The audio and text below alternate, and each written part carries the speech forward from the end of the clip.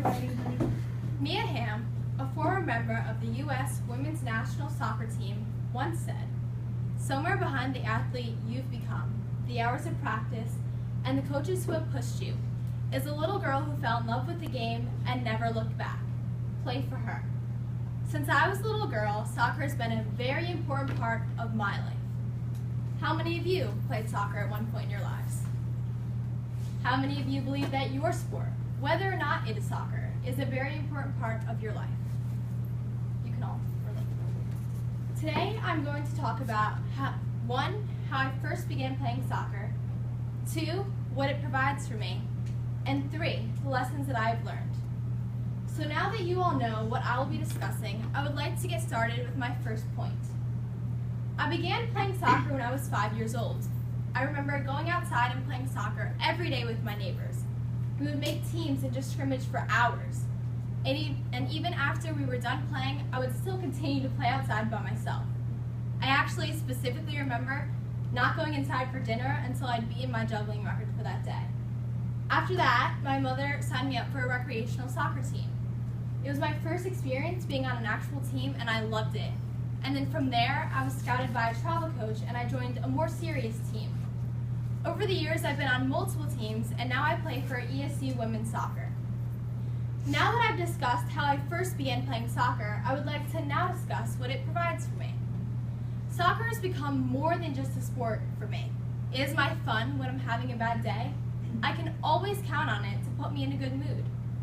It is my stress reliever when I feel overwhelmed. As you all probably know, school can become very stressful at times. Being able to go to soccer and be with my teammates relieves me of that stress. And it is my confidence when my parents are always there supporting me. My parents are my #1 fans. They encourage me, and yes, they criticize me when I need it, but I can't thank them enough. Now that I've discussed what soccer has provided for me, I would like to now discuss my final point.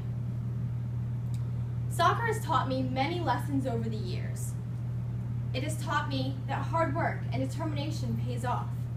I've spent countless hours practicing, and I know that if I had not put in that time, I definitely would not be where I am today. It has taught me that your teammates are lifelong sisters. They will always be there to support you. And it has taught me that tragedy can strike at any time. I lost my teammate Christina in 2013 to a car accident.